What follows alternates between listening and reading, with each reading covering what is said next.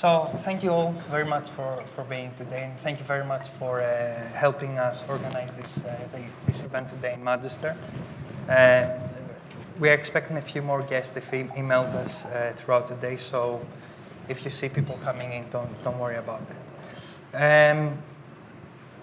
As I said in the beginning, I'm very keen for people to submit questions. So please use the Slido for questions, or if you want, you can raise your hand throughout the discussion.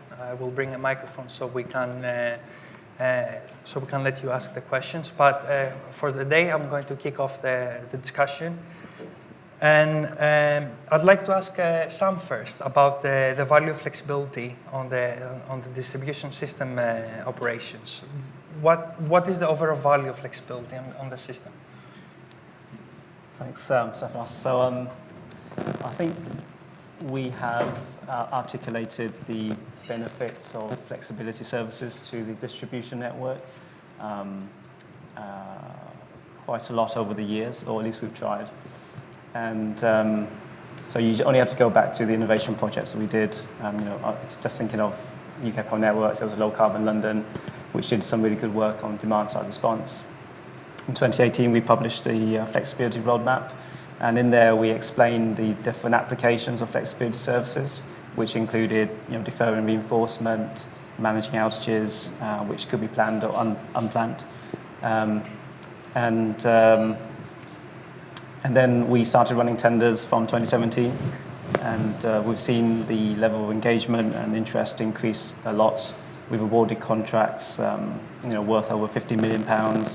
So we've put money on it. We've explained what the value is to the network, but from the other perspective, what is the value to the customer? We've also gone to great lengths to try to articulate that too. We publicise the value to the network in what we call the revenue range when we run our tenders, which tells the market what the value is at different locations. And we also commissioned a study from Aurora Energy Research that modelled the business case for flexible assets, including a battery and a gas recip. And their finding was that there's potential for significant increase in margins of up to 50% for a 1 megawatt battery. So I think the value to the network is clear, the value to the providers are clear. Obviously the challenge, I think, is getting that asset in the right location and making sure the commercial framework works. But I think fundamentally, it's quite solid. Fantastic, thank you very much. Wendy, from the SP Energy Networks perspective, what do you think is the value? Obviously, UK Power Networks and SP Energy Networks are both distribution network operators, but you have very different operation areas. UKPN focuses a lot on London and surrounding areas. You have areas where, like North of Wales and rural Scotland. So what's the value for SP Energy Networks? We consider flexibility is it's sort of like another solution that we can consider when we need to, as we move to sort of try and accommodate the sort of capacity we require to meet our net zero targets. We cover, as you said, we actually cover England, Wales and Scotland in our licensed areas, so they all have different needs and different requirements on the network. But we see flexibility as a sort of intervention option that we will always consider. We've, as you'll be able to see from our business plan information that we've published, flexibility underpins our business plan, as we've tendered for 1.4 gigawatts, which relating to all our load-related schemes. Obviously, we think that now there is more that we can use flexibility for outages, faults, other sort of reasons that we might need it on the network. So we're committed to consider flexibility for any reason that it may be suitable for. Fantastic. I think everybody understands the value of flexibility, and we see a lot of GEM and the business plan of DNOs. But I'd like to ask Lois about the confidence of the market. Obviously, we've seen a lot of participation in some areas, some others not. So, Lois, what do DNOs are going to do to provide confidence to the market, and how a few years of procurement that you guys have done, the dispatches, they're considered a bit low. What do you think the market needs to progress on? Yeah, well, that was louder than I thought it was going to be. Is mine louder than everyone else's? I think we all need to speak up a little bit higher. Well, just as Sam said, one of the key issues here is having assets in the right location. So we've seen that with a lot of our tenders, in that quite a few of them are in quite rural locations where there just aren't that many customers. So we do see that as our existing customers are starting to implement a lot of new low carbon technologies, they can then be used within these markets as well. So we are expecting them to grow. But in terms of what we're doing to provide confidence, we recently published our network development plans. I think everyone else has too. It's part of a new licence requirement. But these give an indication about where we're going to need flexibility in the next 0 to 2, 3 to 5, and 5 to 10 years. So we've published that on our website as part of our map to kind of help give people an indication about where we are going to need things. And then you can overlay those with things like our future electricity scenarios, so our DFES reports, which really give you an idea about where we're going to need things in the future. So especially for potential providers that are looking to build assets that might need, a bit more certainty about the location or the duration of contracts and what those requirements are going to look like. We do publish a huge amount of information there, and we're quite hopeful that will give people the confidence that we are serious about this. We've put it, as Wendy said, in all of our business plans. We are committed to flexibility first, so we will always publish our requirements to the market before investing in an asset-based solution. So I'd say to everyone, have a look at those future plans. If you don't have an asset in the right area now, you probably will do in the next 10 years with the amount of demand we're going to see coming up on the network. So from what I hear from all of you and what you just said, Lois, is that basically there is a plan out there for the next 10 years in terms of flexibility. So a lot of the feedback we hear is around uncertainty. However, you hear the DNO saying, well, we have a plan out there for the next 10 years. And obviously later on we're going to be talking about ED2, that it's coming in March. So there is a lot going on. I want to check with Slido if we have any questions, or if anyone in the panel in the audience wants to ask a question. Don't be shy. I'm here. I'm stressed, as I said. So if you want to ask any questions, please go. Yeah, over there.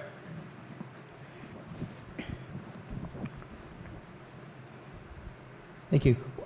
Sorry, I don't actually have access to Slido. One of the reasons for, one of the concerns we have, though, is that the return period on a lot of renewable assets is rather longer than 10 years. Typically, we're looking at 15 to 20-year payback periods.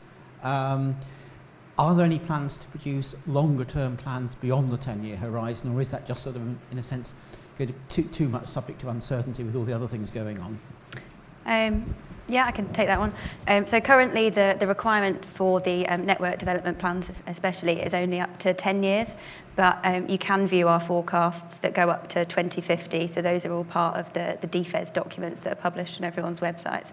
I think the issue there is that anything past 10 years, it's anyone's guess what's going to happen. So we wouldn't want to make a commitment that far in advance, but there are multiple different scenarios, so you can see the slight direction of travel based on those scenarios at the minute. Anyone wants to add? Any other question? Here we have another question. Cheers, thank you very much. Hi, Hamza Ahmed from Energy Systems Catapult. I've got a question about if we increase the amount of flexibility services on the network, which is good, and you have to take that decision as part of your ED2 process versus system reinforcement. In the future, those areas of the network, is there going to be a conflict between the amount of flexible services in certain areas versus those services being offered to the ESO for wider system balancing operations? Anyone wants to take that? Yeah, I'll take it. I mean, that's a topical question. It's not some issue that will happen in the future. It's already an issue that's happening now. We were conscious of the interactions with the markets from the outset when we developed when I developed the commercial framework back in 2017 when we ran our first tender. And we designed the market rules in such a way that we would not have exclusivity, and that would allow providers to provide services to other markets. We used a blueprint from STORE, which was availability payments and utilization payments, but incorporating more flexibility so providers can do other things. And we thought that was necessary so that we didn't think that the value of distribution flexibility would be enough to warrant a new business case, an asset, just to provide DSO flexibility. It needed to be a business case which was supported from different revenue streams, and that's the approach we took. And how can we get to the point where all the markets are coordinating and is working in harmony? And that's something that the industry is working towards through the Open Networks project at the moment. So the ESO and the DSO are working together. We're also doing work with National Grid bilaterally through the Regional Development Programme, and that's looking to try to unlock more network capacity to connect more assets onto the network, and also to allow us to do megawatt dispatch in coordination with the ESO. Thank you very much. Do we have any questions on Slido? Otherwise, I can proceed. So we've talked about market confidence. We talked about the value flexibility brings to the distribution network operator. But more relevant to the latest poll regarding short-term markets, what is the approach of short-term markets competition so far? And is there a hesitation towards them? Maybe Wendy? Yeah, at the moment, we've only tendered for sort of long-term contracts. We went out for our sort of largest tenders were covered the entire ED2 period of 2023 up to 2028. In our last tender, we looked to try and fill some of the shortfall, and that was actually sort of 12 months ahead. Unfortunately, we got a very low response, and that's something that we are obviously hoping to understand after today's sort of workshops and collaboration roundtable event to understand why that is the case. We've received bids from a lot of planned assets, and some of the feedback we had with some bilateral discussions with providers is that they weren't able to commit at that time to the shorter term requirements. So again, as I say, that's something that we would like to explore further during this conference. Yeah. Sam, Lois, any input on short-term markets, or is it something that is being still designed, is being something that you're still exploring to see how it will work? What's the approach on that? Yeah, I mean, the length of contract has been a topical question since the beginning. We've collaborated and engaged with providers as we develop the market rules, and as with your poll, as it suggested, that there's providers that prefer longer-term contracts, and we think they're probably kind of the developers and new solutions, like an aggregator that may want to get a contract first, then go out and recruit the customers, or a developer that wants a contract to be so that their project is bankable. Whilst on the other hand, you've got existing assets which want to optimize their revenues, and also aggregators may also have a short-term contract with their customer, so they can't commit to a longer term. So we knew that we had to kind of come up with something that would accommodate different business models, which we have. We've given contracts awards that varies between 1 year up to 7 years in duration, and we've seen a range of interest, particularly Wendy suggested the planned assets preferred longer-term contracts. But I think it's a question that's going to rumble on as the market matures. Yeah, I think from the poll we saw a conflict with the audience around the long term and short term, and it's very interesting how it's going to unfold the rest of the day of this discussion. We have a question. Yeah, let's see. Where should providers invest in developing more flexible? Where should providers invest in developing more flexible assets? I guess that follows on from the bit that I mentioned earlier about network development plans and using our forecast to then give an idea about where we're going to have requirements in the future. We've got another one saying, what is the biggest challenge of your respective roles? Oh, how long have you got? I think it goes back to that confidence question, within the market. So we put out these tenders. At the moment, we all do them biannually. So it's based on our reinforcement requirements that come out of other regulatory submissions. And so we all want to pursue flexibility. So, as the other guys have mentioned, we recognise the value in it, not only for the network, but for all our customers as well.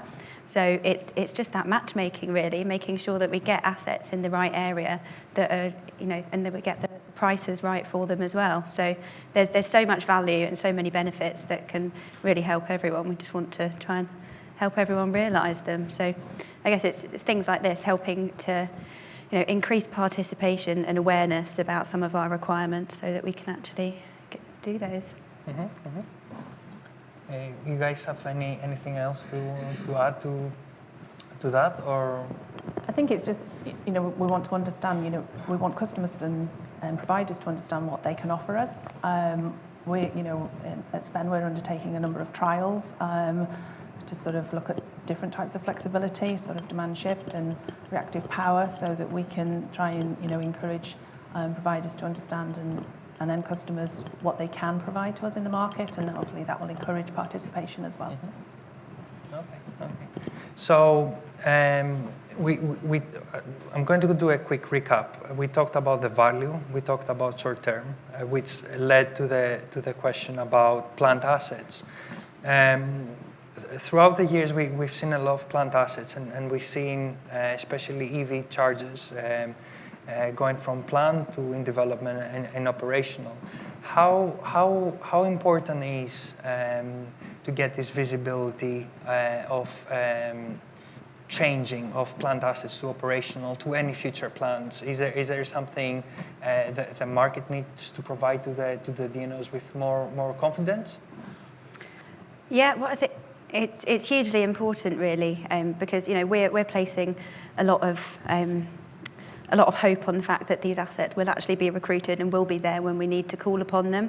So it's important when we think about flexibility, what the alternative is. So a lot of our longer contracts at the moment, are done several months or years in advance, because that might be how long it takes us to build the new asset to ensure that we are providing customers with that continuation of supply.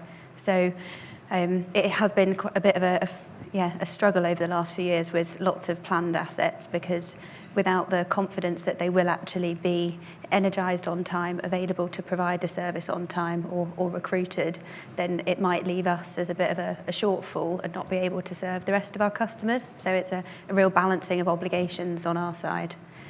And yeah, I don't know if anyone's got anything else. Yeah, we see the larger amount of participation, at least from the marketplace perspective, is plant assets. But yeah, I was very curious to see how these plant assets affect any future developments, because we are talking about market confidence, and the industry asks from the DNOs to provide this certainty. But also we have from the other side of the coin saying, well, in order for me to provide you the confidence, you need to provide me certainty around that. So it's important. I'm going to refer back to the audience. We have a question.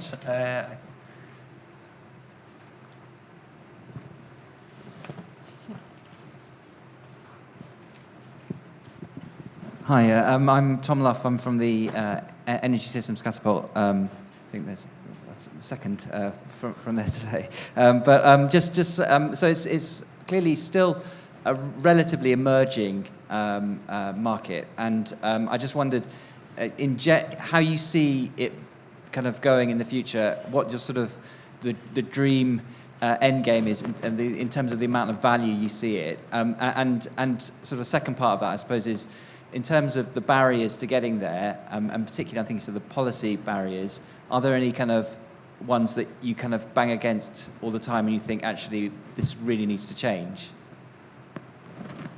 Who wants to take that? It's a tricky one. I can kick off. So the first question was about what's it? So tell me if I understood correct. The first part is the future of flexibility.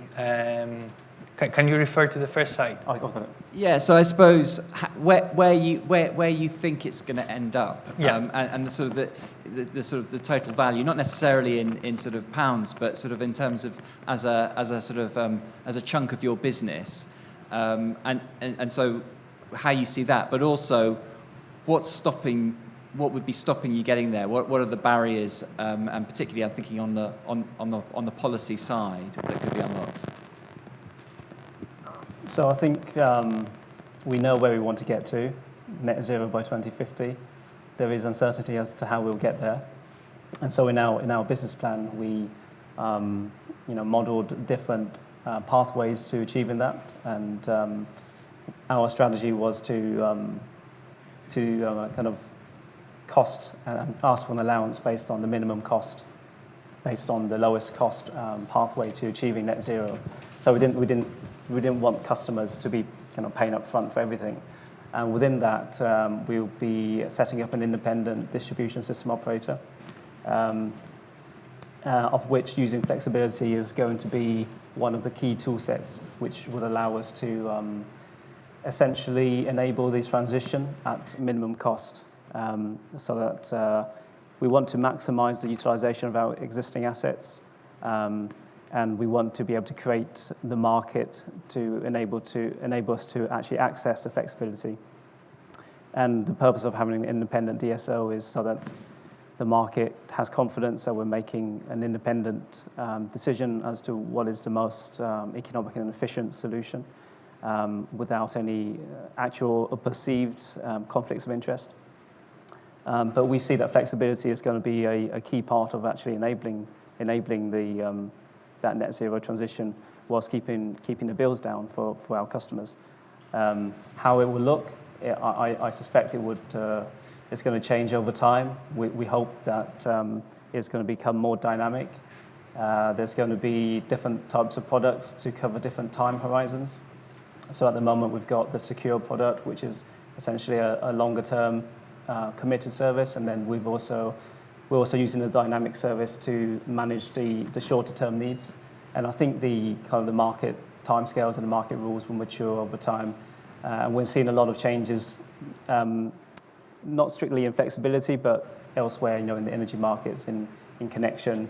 And I think the flexibility market will have to evolve and adapt to those changes as well.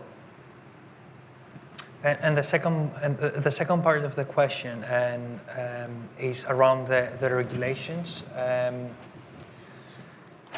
It's a hot topic, regulations, and we see, especially now this period, we see a lot of back and forth between the DNOs and Ofgem and BEIS, because obviously the transition from a DNO to DSO.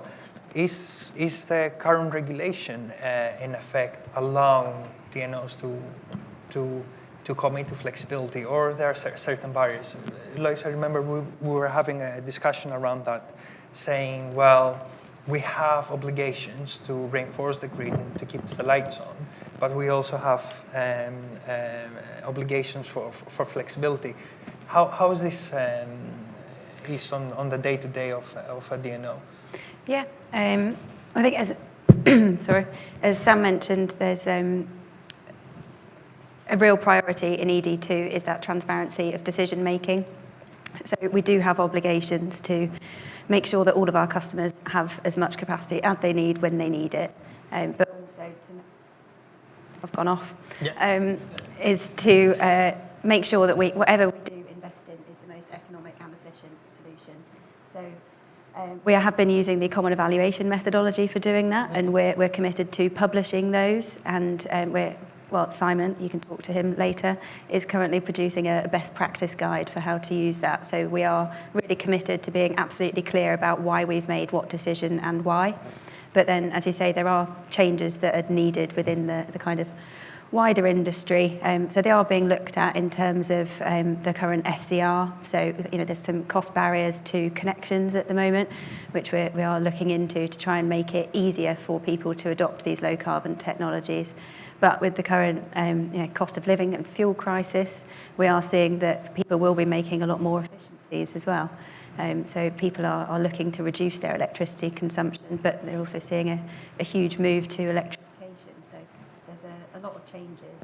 And it's quite key, I think, over the next few years about seeing what actually comes out of these and how we can help manage some of those issues with flexibility. Fantastic. Do we have any... Gemma.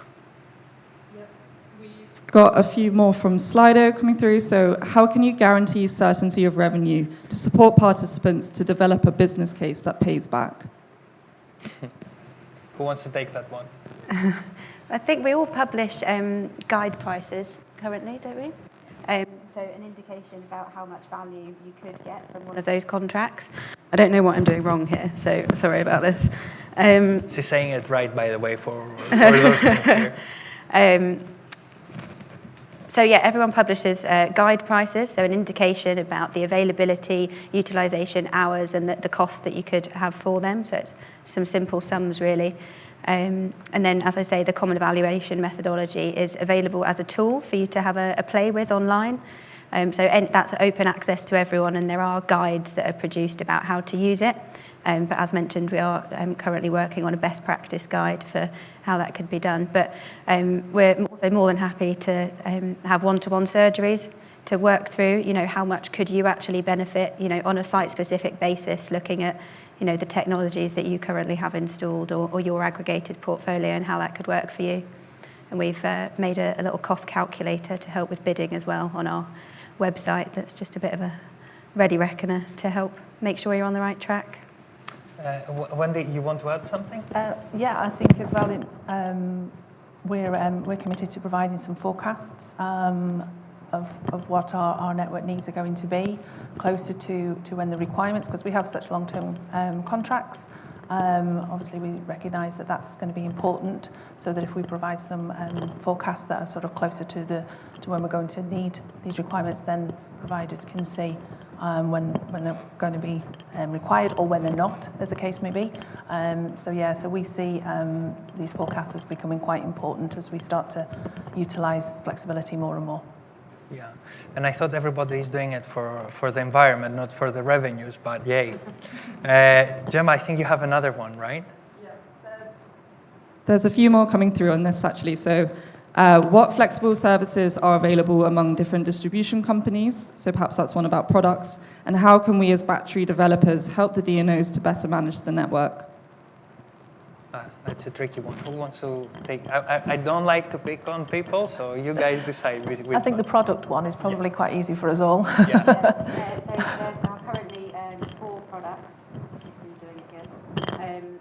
So there's 4 flexibility products. We've got Sustain, Secure, Dynamic, and Restore. So there are some slight differences at the moment, but one of the key deliverables of the Open Networks project this year is to align on these products. I think you need to use the mic. Oh, the big one. Right. Don't sing. There's. Do I have to press the button? Do I have to press the button?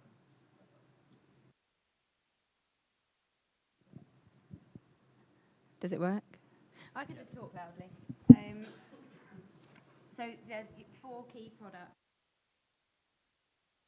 for this year is aligning across all networks on these. So there is a consultation that will be issued by the Open Networks in end of July, I think, and it will be open until October.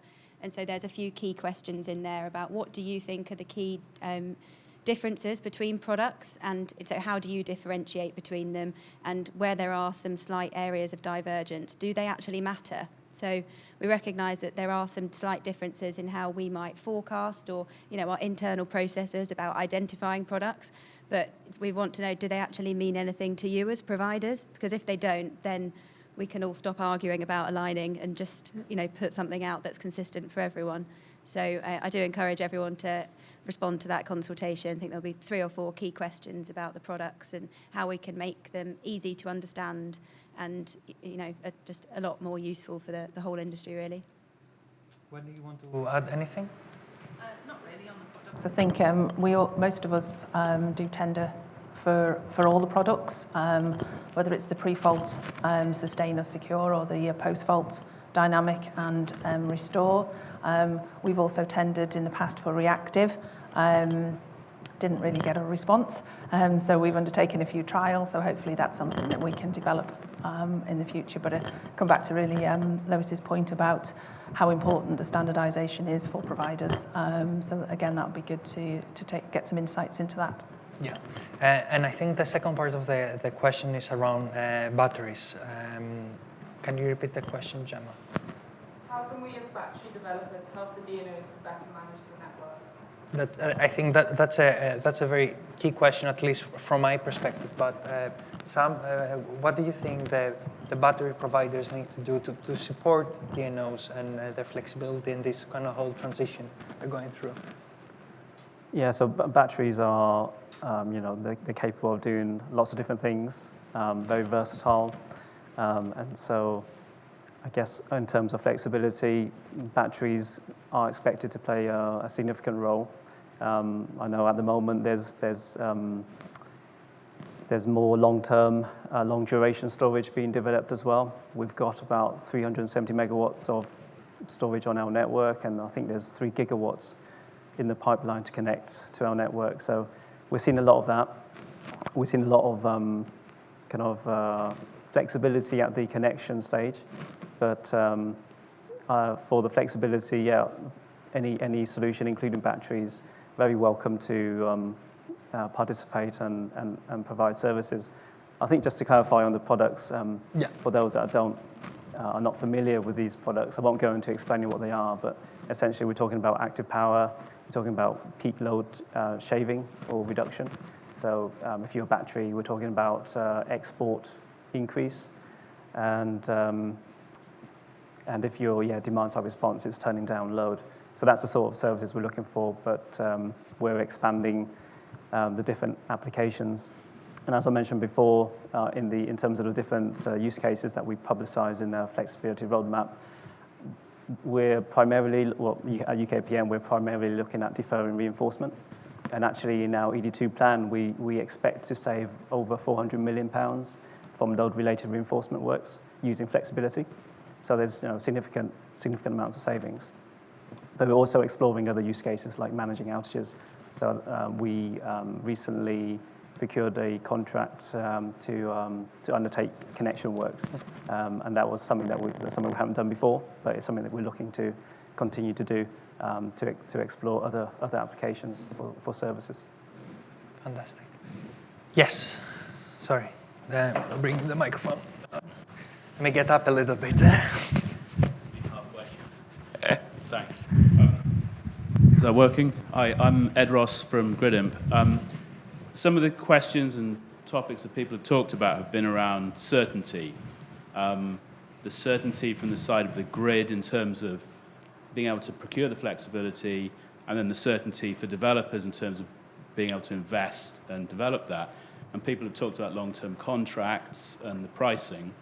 I'm interested to know the panel's thoughts on how soon we could reach delivering the certainty through market liquidity, so that we could have a framework contract and just say, there's a market, there's a price in the market, I can look at historical prices and assume that there's liquidity there in the market to get that certainty on both sides of the trade. We're currently working on moving towards a more framework-style contract, again, part of the Open Networks project. So there's a work stream dedicated to the commercial arrangements. So it's currently trying to merge all of the DNO standard contracts that we aligned on a few years ago with the ESO version, so that it will facilitate the move to shorter term contracting and generally make the process a bit easier. But in terms of actually getting there of liquidity in the market, that's up to everyone else in this room, really. Yeah, from the market perspective, I think, and Ed, I've chased you many times to upload and update the data information. I think the market liquidity doesn't sit so much on the DNOs. They have the pricing signals. They've tried to standardize the contract. So it's up to the market really to provide this kind of confidence. Historical data are published on Piclo. So if you go on Piclo Flex and you scroll down, you'll see historical bidding data. The DNOs on their profile pages on Piclo.energy or their own websites, they have historical data. So I think and the aim for today is for all of us to work together and understand the barriers, understand where we're going, but also we want to maximize participation to reach that liquidity level that we all need. We only have 1 more minute before I close up. Alda's big sign, 1 minute. So I think I'd like to thank Lois, Sam, and Wendy for the time. It's been extremely useful. Thank you very much all for your questions. A little bit hard in the beginning to kick off, but we're getting there.